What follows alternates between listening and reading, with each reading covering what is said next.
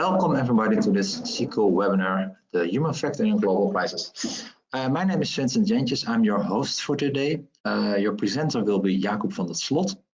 And today we have a really interesting subject. Basically, what we see with the coronavirus, a lot of countries take different measures and different approaches to this virus. And the question is why? Now, it seems that culture and stressed people have a lot to do with taking decisions in a specific way. I keep it short, so I hand over the presentation to Jacob. Jacob, the floor is yours.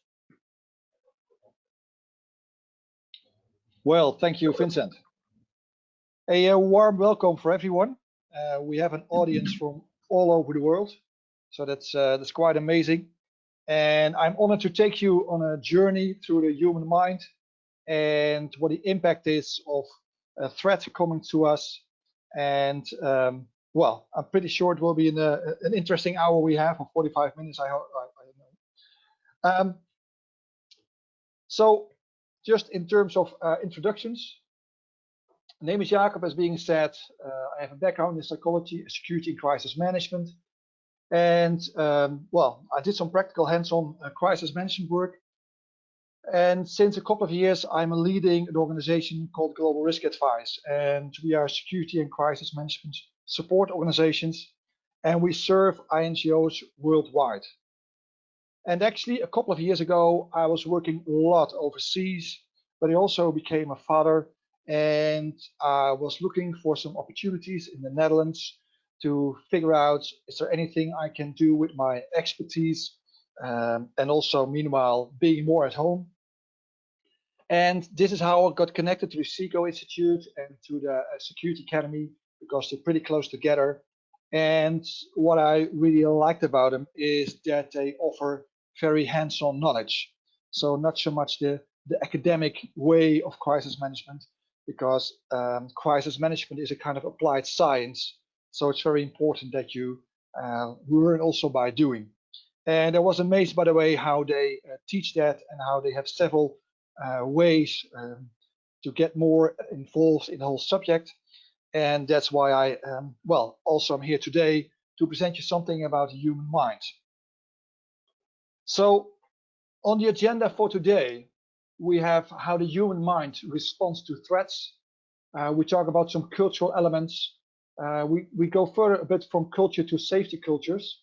And also we're going to see how we can make people a part of the solution instead of being a part of the problem.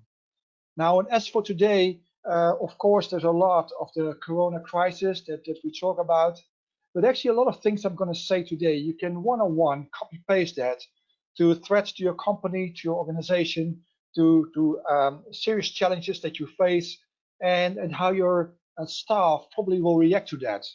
So it's not only about well, the virus that's going around the world and how governments respond to that, but it's definitely also about how you can face challenges and how you can get your own staff involved to be stronger, to be more resilient, to deal with these challenges, and to get out stronger as an organization.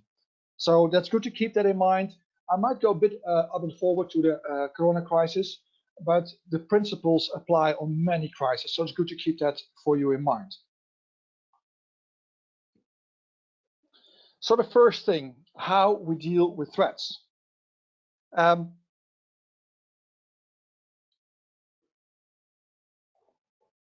It is quite amazing. I mean, in life, we face many threats. As people, we face many threats. Every time you cross a street, there are this big iron objects coming to you with big speed, and that's all actually a threat coming to you. But we cannot be busy all day long with surviving. I mean, that we would immediately develop a chronic post-traumatic stress disorder. So we have figured out several ways in our mind how to deal with threats, and also actually how not being busy with threats all day long. And in itself, it is a very great mechanism, but in another way, it is not very helpful if we look to situations that we deal with today. So let me take you on how we deal with threats in a couple of stages, which will lead bit by bit more to a realistic view of the threat that we're actually facing. So the first stage of facing the threat is actually denial. And denial is in many cases that if something bad is being said, if something shocking, it's a very logic response that people think this can't be true. This can't be real. I cannot believe this. And that brings us into a stage of denial. It's also that people think, well, this threat is not for me. This will probably happen to others, but it will not happen to me. I know what I'm doing. I feel pretty much in control of my life. If you talk about threats in traffic, then people will many times respond with words like, well, but I'm a good driver. Yeah, that's you, but you're by far the minority on the road. There's many other drivers as well.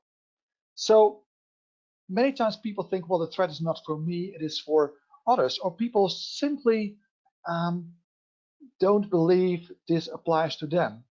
And there is also very weird reasons why people sometimes just don't want to think about a threat. Well, if you go to the current crisis, then we see denial. Well, denial in China, that's where it started, which you can almost say, because they said pretty clear there was not such a thing as a new virus. And the facts can be said, and medical specialists found it, but actually other people, they just didn't want to believe that it was true. This might be something for others, not for them. Denial in Europe. China had a problem. It's far away. It will not reach us. Words like it will not survive higher temperatures, so we still have time. So all kind of ways to bring yourself to sleep, to bring yourself to a calm mode, and think, right, you know what, this might come to us, but it will not come so fast. And if it comes, it will be summer, no problem. And what we completely forgot somehow is how the world is migrating, how people are going up and around the world, with and how easy these things are spread these days. Denial in the USA in the first times, they said it's fake news. I see the president still saying that, like, this is completely fake news. He even said it's a democratic hoax to make you all scared and make you all think that I'm not a good president. It's not so dangerous. It will go away. Again, denial. And also, I mean, from my own home country, denial in the Netherlands. The first thing even when we heard the first stories from Italy, then still many people thought, you know what, that's the Italians. For whatever reasons, but they felt like, but we are Dutch. I mean, we conquered the sea, so we can definitely conquer a virus.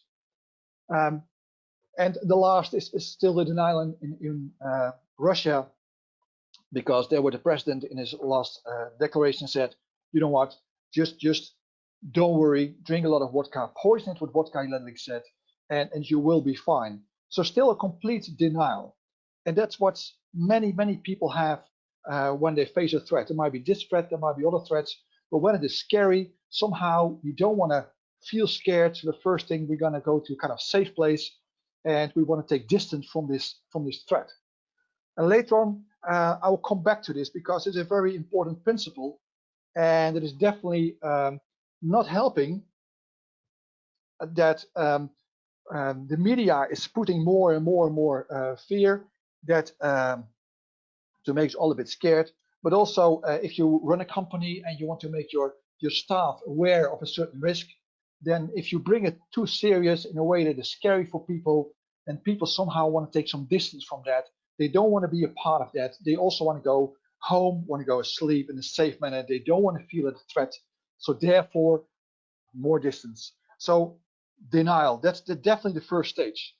And denial, what helps with that, what many people do is that they see the evidence, they ignore their intuition, like things might be wrong. They just swallow their first emotions of fear.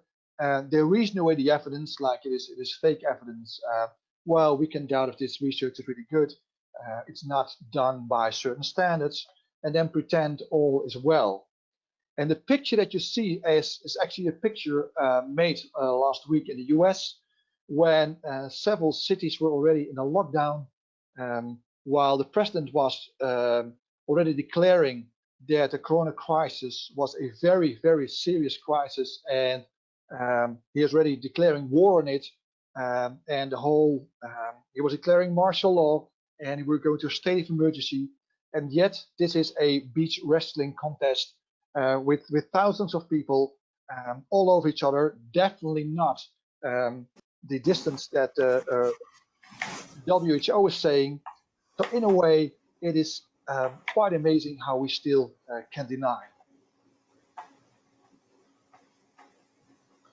And we do have some basic assumptions in our mind that we build a lot of our lives on, that helps us to deny this.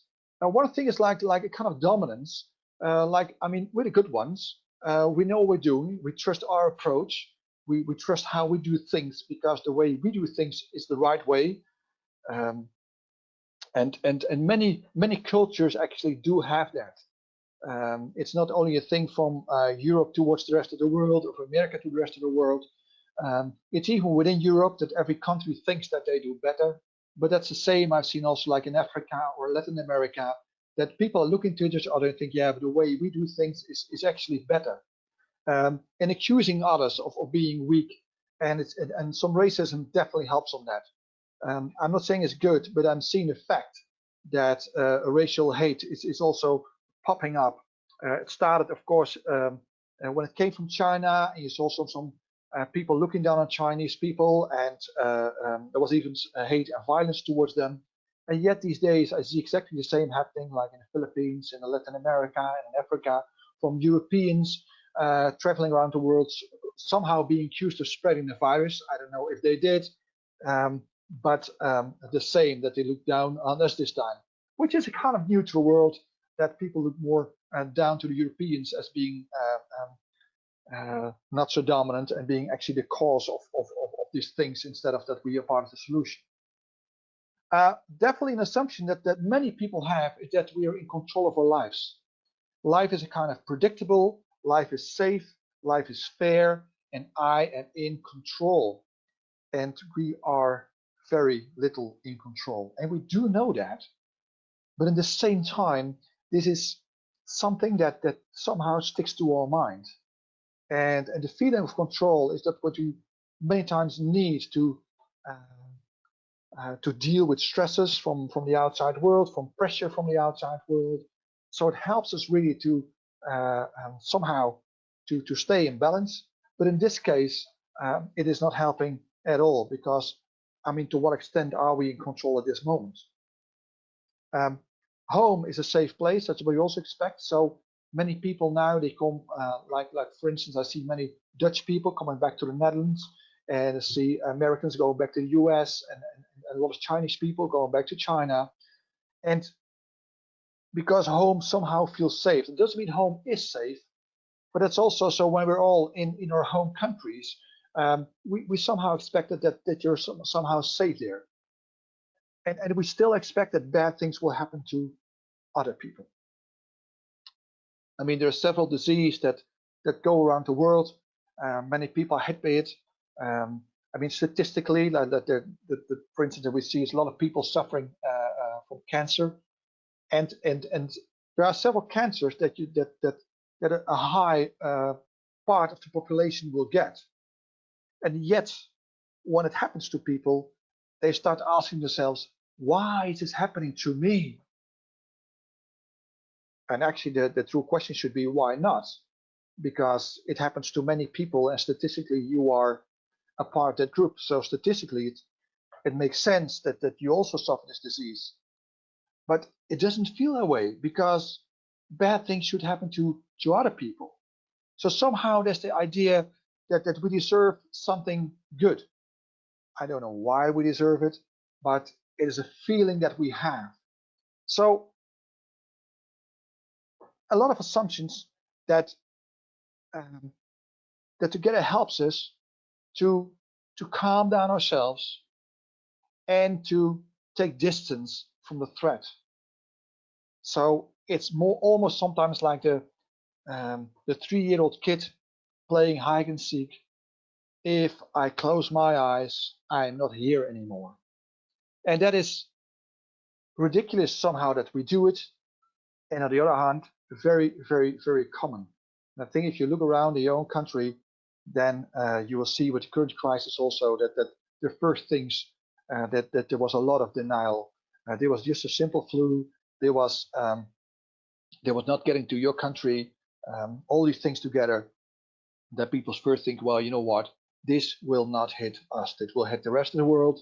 This will not hit us. So it's the first stage. And also, if you want to get your staff on board, which I will say something about later, it is really important that you understand that this is one of the first things that your staff will do. Just close their eyes because they don't want to be confronted with this bad news. It gives them a bad feeling, and it gives you a bad feeling, then you rather think of something else. But the moment you allow that bad feeling to exist, at that moment, you actually go on to the next stage. And if you go on to the next stage, then you are in the stage of emotional reactions. And we have seen that also in the current crisis quite a lot. So fear and panic, and not in a rational way. We have seen the global rat race for toilet paper, whilst diarrhea is not one of the symptoms of this current virus. But yet, somehow people are gathering a lot of stuff. And in some countries, this makes really sense. In some countries, preparing yourself for a lockdown means that you have to get some proper stock for the next weeks. In other countries, it is not needed at all. But yet, it is a kind of almost animal-like thing that we want to have something in stock for a hibernation period. Out of fear that you're stuck in your house and you will not have the right stuff. Some panic, like, oh my God, it's coming, it will hit us. What can we do about it? It's going to be bad. And all this a kind of irrational behavior that's all luxated by fear and by panic. And you will see it in the media, it's getting bigger and people talk differently about it. So now it's happening, and actually what you see somehow in the media, we're still in this stage because what they feed us with is emotions. That's actually what they feed us. So you could almost say that the current media is still stuck in this stage. It's not giving us guidance to where to go to. It's many times like, what's happening? What are the worst stories that we hear from hospitals? What are the worst stories from patients that recover and complain how bad this disease is? And what are the worst stories about famous people being stuck somewhere in the world and now feel bad that they are not able to come home to their families and that they are really afraid of this disease coming to them. So, and it all feeds off fear and feeds off panic, and we take it in big time. So somehow we take a deep dive in it because this is what we recognize. This is what we also feel somehow. And with emotional reaction, there's also anger because, I mean, if bad things happen, so who can we accuse for this? Who can we blame? Who can we punish for it? I mean, it is not fair this happening, so there should be someone to blame. Then it should make sense. So someone has made this, and we want to blame him for him. We want it to be punished. And if we cannot blame the persons for the virus outbreak, then we will blame someone for the bad way how we're reacting it. And that's what you see. You see heated discussions in parliaments, and you see media accusing governments of not taking the right course of action. And also the anger. There were literally a lot on social media, a lot of threats to infected people. So the moment that people knew that they were positive to the COVID-19 virus, then on social media there was a lot of posts like threats that people actually, if the virus wouldn't kill, they would kill them. And then the same what we see in some countries these days. Like this morning, I was talking to some people who were working in Tanzania, which actually is a very peaceful country. And at the same time, that the local communities really are threatening towards the Europeans because it is you are the ones bringing this. Actually, they lived there for many, many years, and they had not had any contact with any Europeans over the last half year. So no way they could spread any virus, but yet we want someone to blame because it makes us somehow feel a bit more in control. It makes more sense. So actually, then we go a bit back to the denial step, like, you know what, it should make somehow sense. So who can I blame? Well, so that's a kind of second stage, and the first stage leads to the second. So again, if you're dealing with any threat with your staff, it's good to take this in mind. That when people do not deny, it doesn't mean that you have them on board to your solution already. It means that they probably just go to the next stage. And the weird thing is, even with myself, though I do know the stages, I do know how it works. I've studied this for many years and worked in this environment for many years. Yet I'm also a human, and yet I also have to go through the stages, maybe a bit faster than some others, but that's good to realize. You cannot skip stages. We just go through this. So it's good also to ask people, how do you feel about this? How do you feel about this threat? How do you feel about this situation happening now? Not only talking about ratio and about figures and numbers and solutions, what is normally in crisis management very important, because we do want to talk about facts and figures and hard materials, because you have to build your strategy on facts and not so much on feelings and emotions. And yet in the communication to your people, if you want to get them on board, we need a kind of leadership that also dares to ask people, like, how do you feel about it? And give the emotional touch. Because if you can connect with them on the emotional level, then you can also give them some guidance. Then they are willing to listen to you, because you know exactly where they are at this moment. And that's most likely in a kind of emotional stage. I'm coaching around the world several expatriates who are now going and locked down in several parts of the world. And many of them I see at this moment being more in this stage than in the previous one. So we give some guidance, and instead of fear and panic, I mean, they can vent it and get it off their chest. And the moment they can vent it, that's the moment I can also take it and also take them and a bit of guidance, right? How can we move forward? So after this, there is fear, but we don't like it. There's this anger, we don't want it. There's panic, we don't want that. So somehow then we start bargaining and kind of negotiating in the mind, like, okay, I cannot deny it anymore. Okay, it hurts, it's scary stuff, but can I still escape? Is there a scenario possible that I just take a D route and in this way will not be affected by this horrible thing? And this bargaining is so, can we skip the consequences?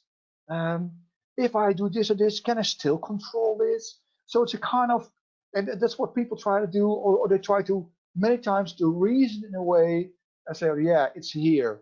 And that can be that people say, like, you know what, this virus is here, but if I do this, this, and this, it's very not likely that it will hit me because of.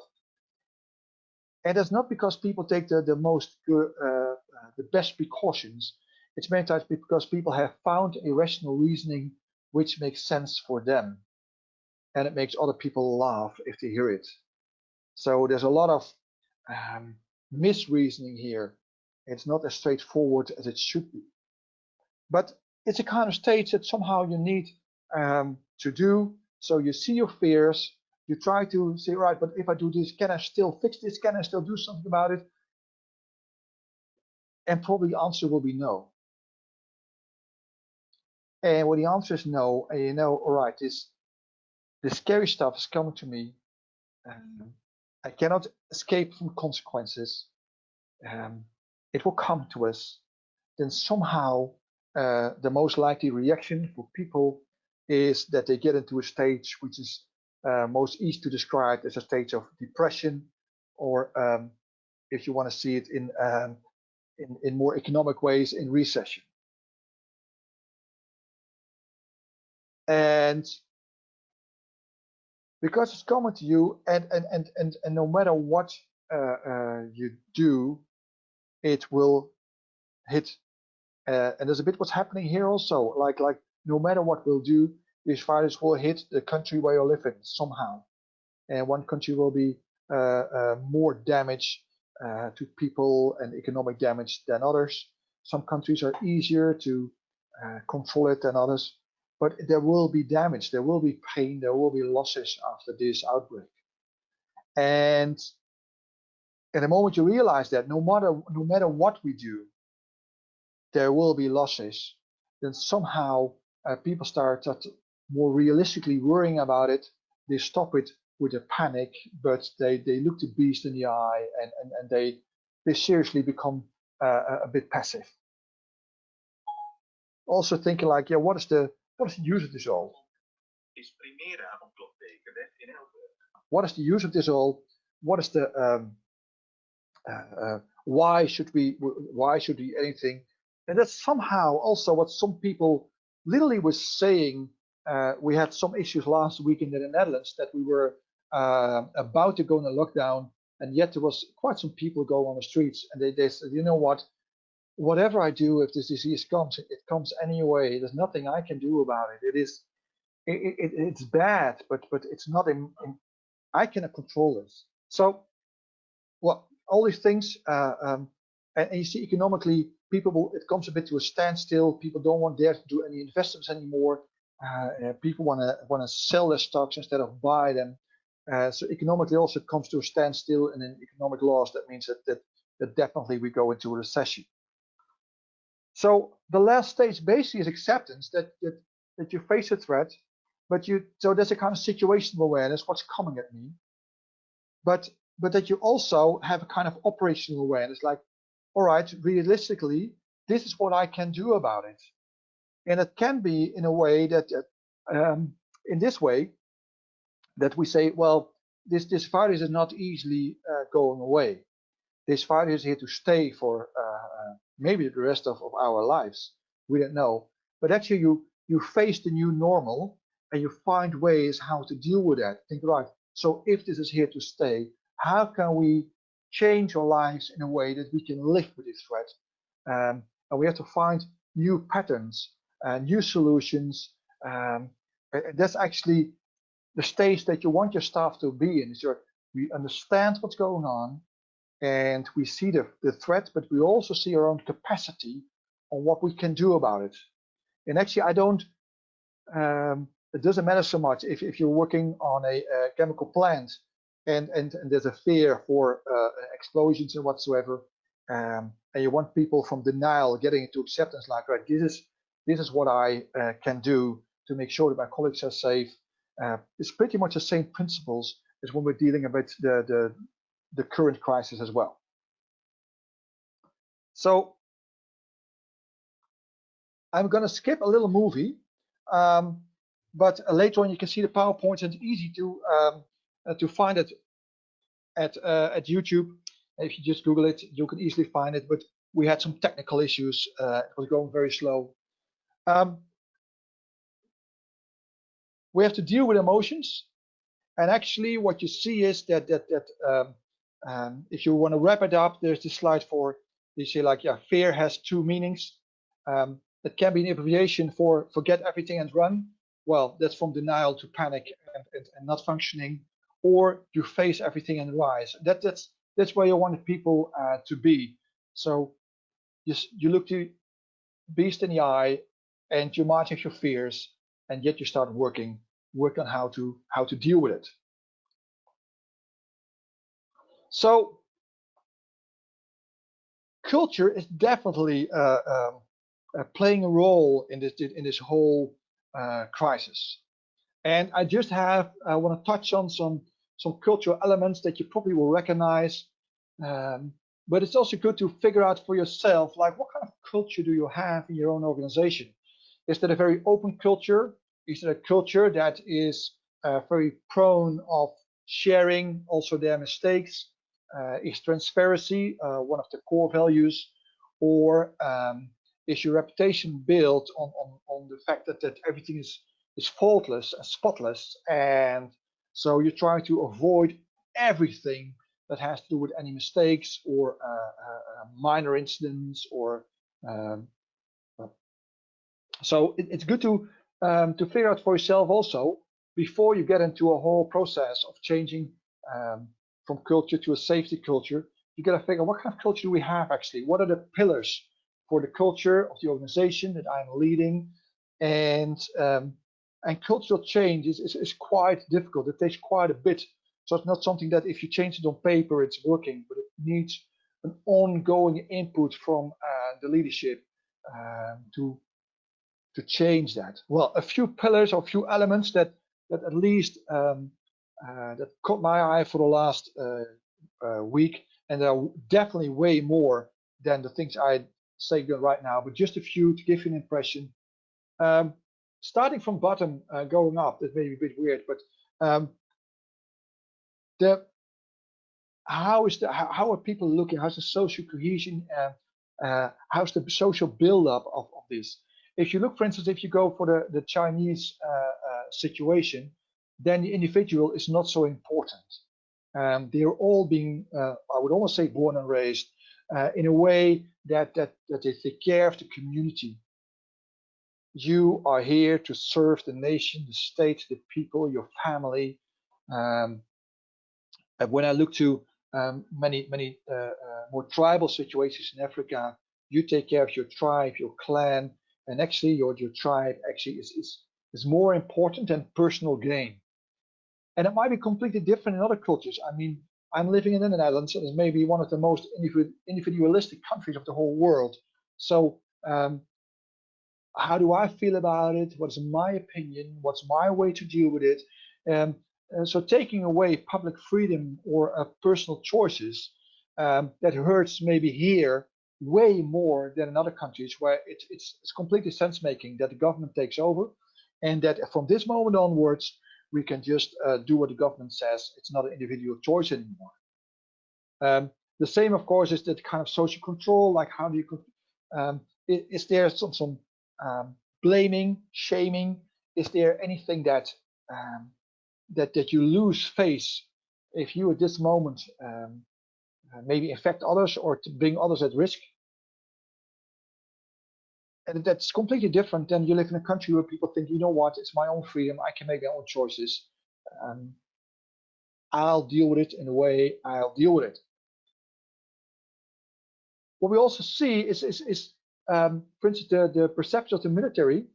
In some countries, they are proud of the military, and immediately you see that their leaders also declare a kind of state of war. We are at war with. If you look, for instance, for the French president, I've heard that stories in Latin America. As you say in the USA, several countries who just declare we are at war, and the military is also being used to deal with it. And they put checkpoints on the roads and roadblocks, and so the military are definitely a part of fighting this disease. In other countries, it is very unusual, first of all, to use these kind of words. I mean, our eastern neighbors, the Germans, they will not easily say we go at war. That has, of course, a history, and that makes all sense. So they had to find different ways how they will control it. In the Netherlands, we are very small, so our military might be good, but it is also very limited in capacity. So we're not going to be at war, but we are a country, a nation of traders. So in our speeches from the government, you will way more see like how we're going to deal with this, because that's what we do as a trading nation. So it's only good that you also feel a bit like, all right, and all these elements, they make that people make different decisions, that governmental leaders do have to use different words towards their audience to get the same sense of urgency to the citizens, but also for obvious political reasons, that people still somehow like them, love them, trust them. So then they should also use the words that fit to the culture. Of course, it also has to do with the way how you communicate. I mean, the one language it's easier to be more staccato or to be more known to talk and to direct instructions. Other ones are a bit more polite, and also what kind of how people perceive leadership. So a hierarchy and leadership is also one of these elements. And there are way more things that you can see of culture. And I would definitely recommend to you to just figure out for your organization, the place where you are leading, what kind of culture is there around you? How are people looking to you? What do they expect from you? What do they need from you? What kind of leader are they looking at? And what kind of leadership do they expect, especially in times of panic and emotions? At that moment, people don't need managers anymore. At that moment, we need leaders. People who give up some guidance, and you know what, just follow my words. And people who can also lead by example, that they also somehow show that they are up to the task, that they know what they're doing, and people more willing to follow that. So my next slide, actually again, is a movie, but again, for some technical issues, we'll not show them today. But I think if you'll recognize, this is the French Minister Macron, and actually he was declaring war, and he was saying a couple of things, and it is a movie, but you can easily find it back on YouTube. You see several governmental leaders reacting different towards this crisis. But if you just go back to like, what kind of country is that? What kind of culture is that? What's their history? How do people look to leadership? Is this a country which is very individual, or very known for following leaders, or just being more in the uprise? Okay, then it makes actually sense that people make some different decisions to fight this little beast.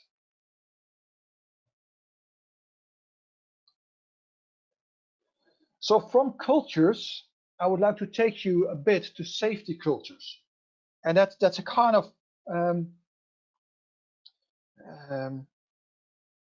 I mean, it's something that you can definitely use also in the place where you work, that you figure out, but where are we? Where are we in this whole story that Jacob was talking about so far?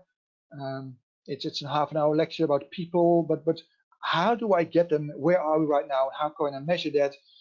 So I get to that. And for me, that's very important, because culture is about human input. And I've done a lot on investigations on accidents, most times overseas, sometimes in the Netherlands. But when incidents or major incidents happens, then many times people want to figure out, can we avoid this next time? Is there anything we can do? And then I have to figure out what is the root cause actually of the accident. And it is many times it is the people actually that is the weakest link. Just a little example. I was investigating a car crash in West Africa, and the car was crashed. So we figured out actually there was a technical problem with the car. So you should say, all right, so it's a technical issue. But then I was going and looking like, okay, but why did this technical issue occur? And then you figure out, there's a lack of maintenance. So why is there lack of maintenance? Is there not a policy? So you go back into the paperwork, you do a deep dive, and you figure out there's a very strict policy of how often the car should be maintained and according to which standard. So actually it was all fine. In fact, so why did it not happen? And then you go back, and actually the two people not functioning well. It's the first one responsible for the maintenance. He's not doing his job well. He's just simply forgetting it. And there's the other one, his supervisor, that actually is thinking, you know what, I trust this guy, so I don't have to talk about this. And there's two people not taking their responsibilities, which allow the whole accident actually to happen. And there's many of these cases that you figure out that people are the weakest link. So the good news is that you don't have to invest in all very difficult technical issues, but many times in people. I mean, how many times, and that's still common, how many times that you have big offices and people in the break go outside. For instance, they go to a coffee shop, they go to a Starbucks or whatsoever, and internet criminals just put up a Wi-Fi spot which looks pretty much to those of Starbucks.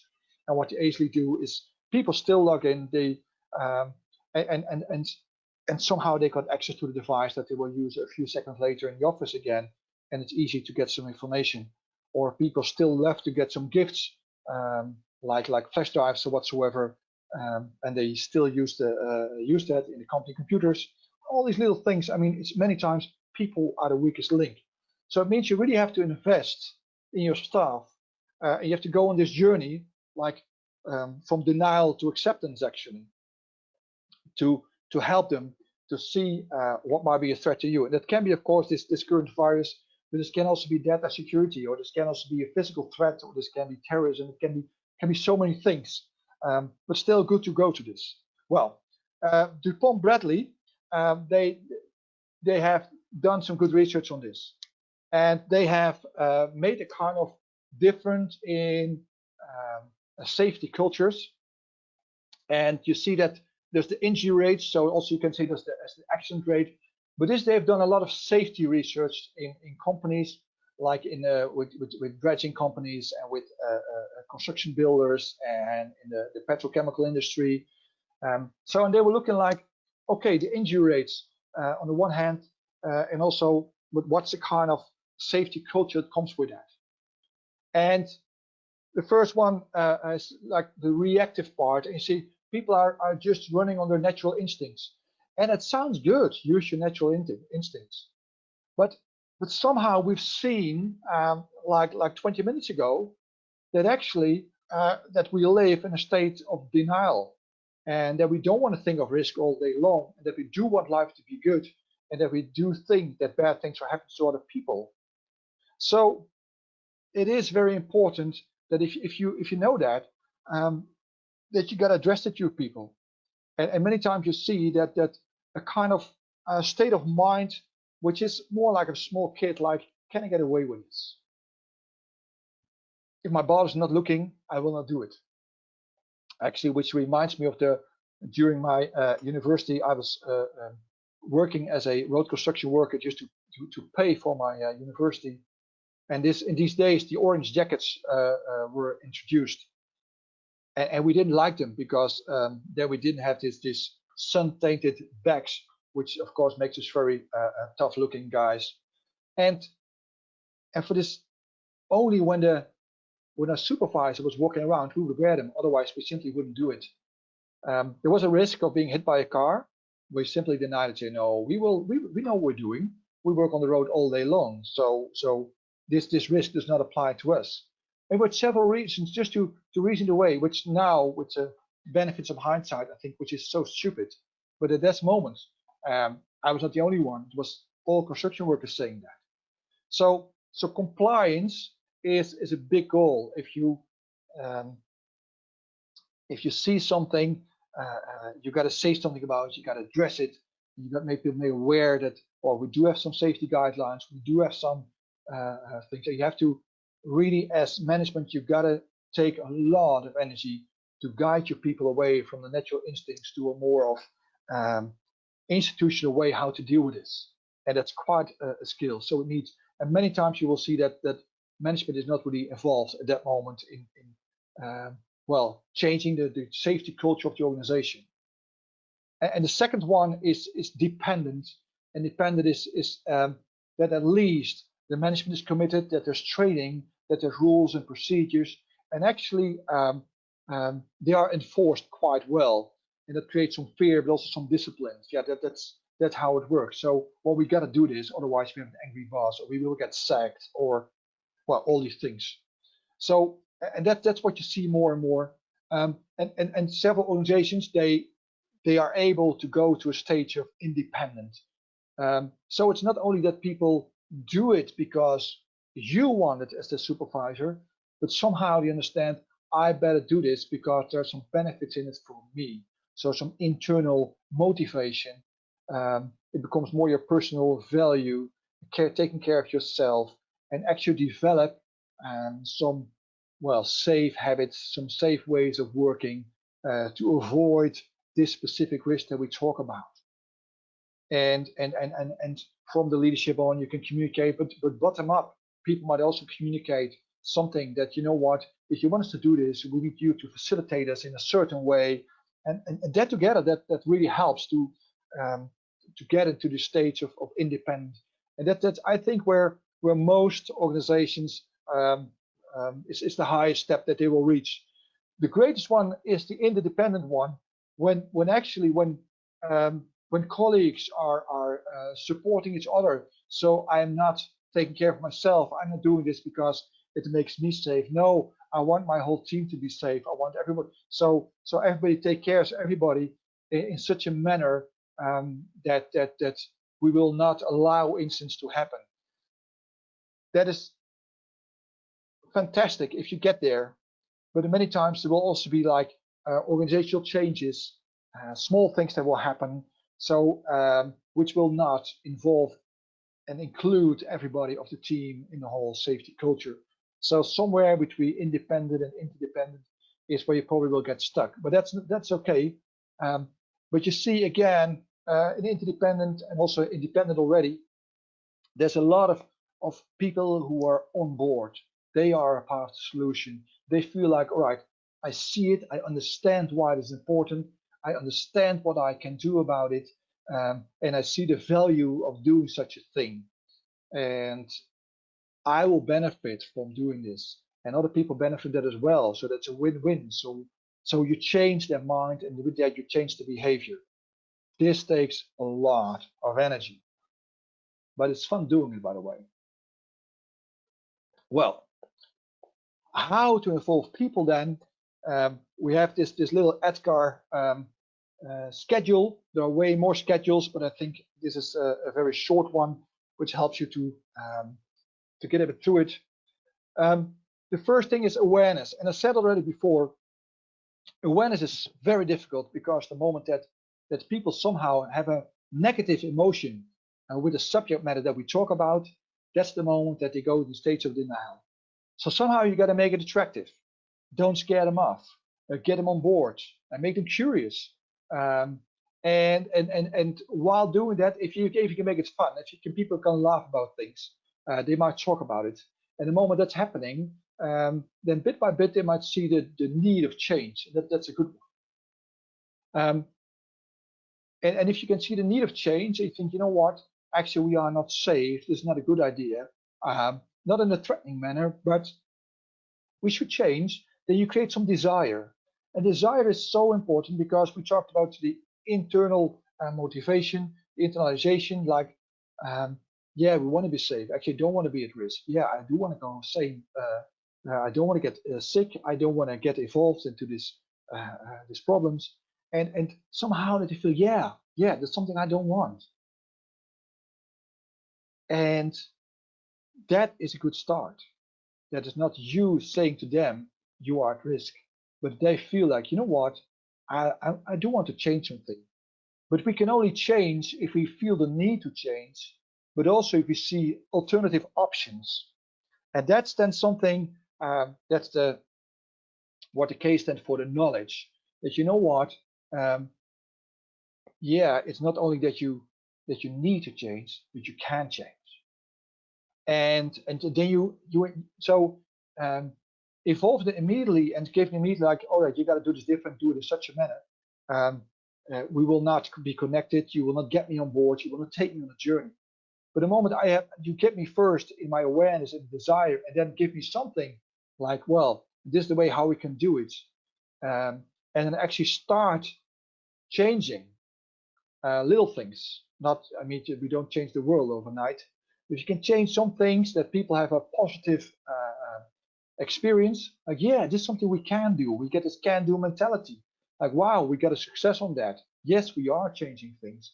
And you celebrate your successes on that, step by step. And please remember, baby steps. But if you celebrate baby steps, then people feel like, yeah, wow, this is good. And if you have local heroes who are good at that, give them some praises also in front of others, that you think, yeah, this is the way, I can do that. And then the last one is the reinforcement, which is not so much that reinforcement can be a very strict word. I don't mean it in a negative manner, but that you sustain the change. You want to build the culture, you want to make it stronger, and you want to make sure, because learning new habits is not so difficult, but keeping them is really difficult. And you want to keep the habit for a while, so there is literally a change in your organization, and maybe then you can let go a little. But mind you, next time there is another threat or there's a reorganization, organizational changes, then again you got to go back to the R, because then people under stress, they fall back on their prior behavior, which is not a new learned behavior. So again, you got to get to some coaching on that. Well, that was quite a bit just to listen to. And actually, I took you from a journey of our fears, or denial to our fears, to our emotions, to some depression and acceptance, and then on a journey to some cultures and safety cultures, and what you can do in your organization to improve that, and how you can get people on board rather than just scare them off. And this is what I had prepared so far, and I'm very curious if there's any questions from your side.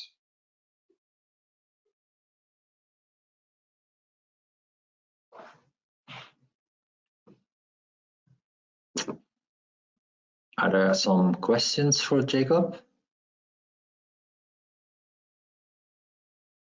I don't think so, Jacob. If there are no questions, then I want to thank Jacob for his really very interesting presentation. We will put the presentation online on YouTube, so you can watch it again. Because you're registered here, you get automatically, you'll get a download link for it. We had some people in the email who couldn't attend to this webinar. We will send them the link as well, so they can see the recording. And then I would say, have a nice day, and we'll keep you posted for the next webinars we will organize. Thank you for attending. Thank you.